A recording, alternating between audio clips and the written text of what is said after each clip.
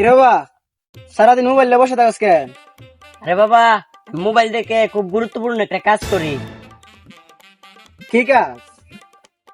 আমি ইউটিউবে সফল হওয়ার জন্য ভিডিও দেখি। তাহলে কাজ করিস কখন?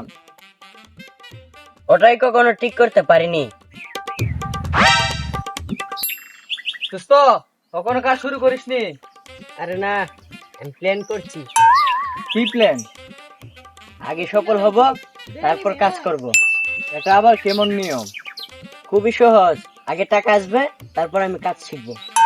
তাহলে তুই ছাতা কিনবি কখন? বৃষ্টি শুরু হলে। আর বৃষ্টি থামবে কখন? ছাতা কিনলে।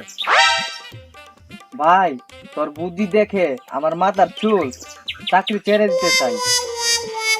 তোরা কি নিয়ে এত কথা বলছিস? চাচা, আপনার ছেলে বলছে সে কাজ না করলে বুঝি সফল হবে।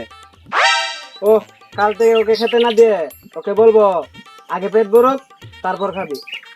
আমি তোকে খুব ভালো করে বুঝি। তুই পরিশ্রম করতে চাস না, কিন্তু ফলাফল চাস। তাহলে কি করবো বাবা?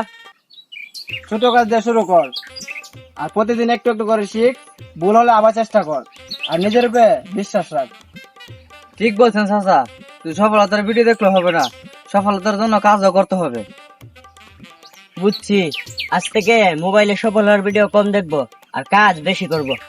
বাহ, তাহলে আজ থেকে তুই কি কাজ করবি? তবে আমার জন্য এক কাপ চা বানাবো। আরে আবার শুরু করলি? বন্ধুরা, স্বপ্ন দেখলে সফল হওয়া যায় না, স্বপ্নকে সত্যি করতে হলে পরিশ্রম করতে হয়। অন্যের সফলতা দেখে অনুপ্রেরণা নিন, কিন্তু নিজের কাজটা নিজে করতে হবে। মনে রাখবেন, চালাকি করে কিছুদিন চলা যায়, কিন্তু পরিশ্রম আর সততা দিয়ে দীর্ঘদিন ধরে সফল হওয়া যায়।